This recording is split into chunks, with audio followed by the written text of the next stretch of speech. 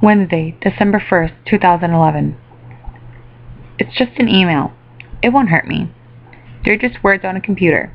I tried my best to convince myself. I've been scared of chain letters my entire life. I've always forwarded them, but now I'm getting too old to believe in such silly things.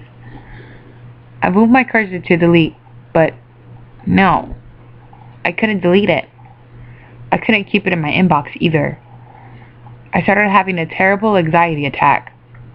I had to send it. I had to. I opened my contacts and sent it to 12 people, just like it asked. Thursday, December 2nd, 2011. The next day at school, I approached my friends about the email I sent them. "Did you forward the chain letter?" I asked anxiously. In answer, he pronounced his phone from his pocket and showed me the email I had sent him. I could see that it hadn't been forwarded. Before, I had not read the whole thing. I did not want to give myself nightmares. But now I felt safe. Here's the letter. "Hello, my name is Gregory. I love to play with chains. Then my daddy beat me to death with one. He drank a lot of beer, but now he's dead too. I killed him. Don't hurt my chains. Send this to 12 of your favorite people. But hurry, I'll be back on Sunday. Love, Gregory." The letter was unusual for a chain letter.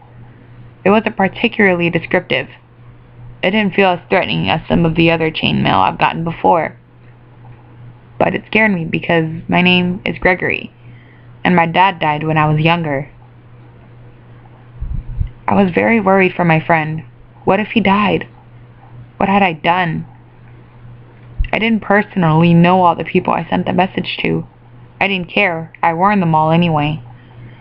All of them laughed at me. I ended up crying and running home. They could die and it would be my fault. My fault. Friday, December 3rd, 2011. All of those poor people. They will all die because of this stupid letter. I couldn't sleep at all last night. I was thinking of all the terrible ways this psycho could murder them. I asked my friend to stay over tomorrow night. I know we're kind of getting old for it, but I didn't want him to die. Maybe the killer would get confused when he isn't there. Yes, that's it. What about the other people? Some of them are my friends, and I didn't want them to die. I think my mom would be worried if I invited the whole neighborhood to spend the night. I can't save them. I feel terrible. But it's better to save one than none at all.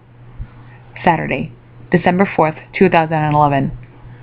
My friend is over at about 4 p.m., so I prepared myself. I don't want to be defenseless if the killer comes. I took the knife from the kitchen block and hid it under my pillow. After he came, we were running around outside, and then I suddenly tripped on something. A chain. It was old and rusted, like it had been there for a long time. But I had never seen it before. The coincidence terrified me. I'm writing this from home now. I wouldn't believe this if I hadn't seen it for myself. We were sitting down around 11:30. We were dead quiet. I was staring at the clock, watching the minutes slowly go by. It was so quiet we could hear each other's breath. Well, he could hear mine, at least. I was nervous.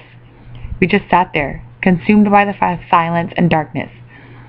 The clock at last hit 12 o'clock. A wave of relief rushed over me as the clock turned to 12:01. The door to my room flew open. A large shadow stood in the doorway.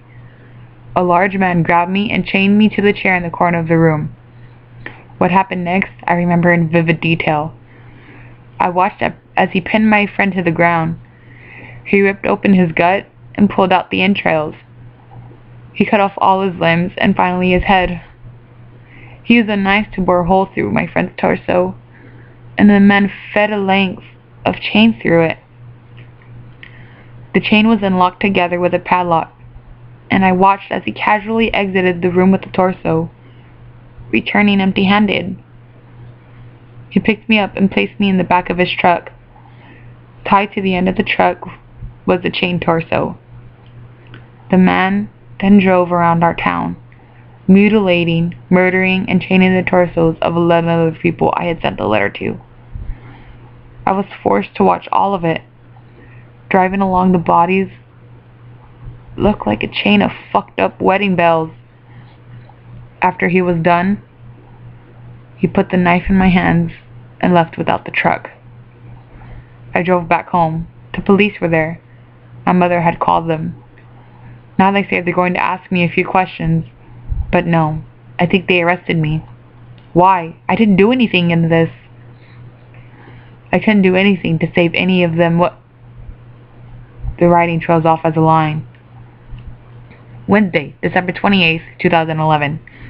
Police report. Suspect denies any involvement in murders.